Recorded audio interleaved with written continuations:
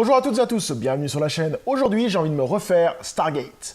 Alors Stargate, pour moi, c'est un film qui m'a vraiment marqué dans les années 90, milieu 90. Ça sort, personne ne sait ce que c'est, on parle d'une porte des étoiles, c'était quasiment inconnu pour tout le monde.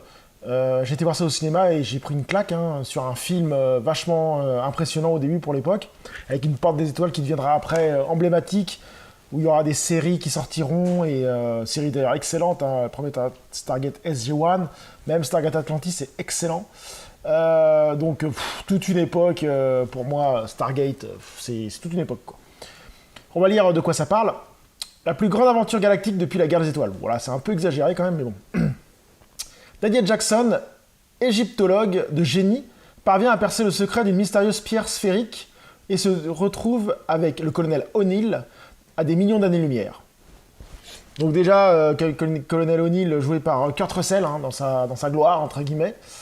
Et quoi dire, que ça va sûrement me rappeler des souvenirs, que ça va sûrement encore être excellent, et puis voilà quoi. Donc c'est parti pour se refaire ce petit Stargate. Donc je viens de me finir Stargate. Toujours un film bien sympa à voir, super bien, j'ai vraiment bien accroché ce film. Tout est bien réalisé, même les effets spéciaux sont encore d'actualité, parce que ce film est sorti quand même en 94. Donc des fois les effets spéciaux étaient moins bien, mais la porte est toujours classique. Et ça m'a fait vraiment bizarre de revoir la porte, la première ouverture de la porte dans le film, parce qu'après on la voit tellement de fois dans Stargate SG-1. Donc film qui sera entre guillemets, le pilote de la série.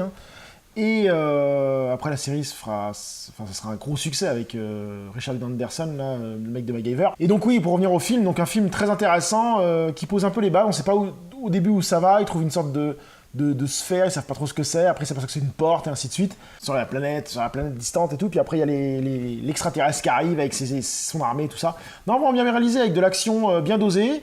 Il y a tout là-dedans, de l'action, un petit peu d'humour, bon, très léger, mais ça va bien. Kurt Russell assez charismatique, en Colonel O'Neill. Et puis, Daniel Jackson, là, joué par, comment il s'appelle ce gars-là? C'est James Spader, qui est assez, un petit génie égyptologue, qui est vraiment bien réalisé. Puis avec des personnages secondaires sympas. Non, franchement, on passe un très bon moment à voir ce film. C'est un film qui ne dure pas très longtemps, il dure à peu près 1 heure, 2 heures, je veux dire, 2 heures. Et ça se passe très très bien, ça a très bien vieilli, c'est très bien regardable. Donc oui, à notre époque, on peut encore le revoir facilement, et ceux qui ne l'ont pas vu, je vous le conseille, c'est un film qui a marqué les esprits, et qui restera, je pense, dans les annales. Voilà. Donc sur ce, je vous dis à très bientôt sur la chaîne. Salut!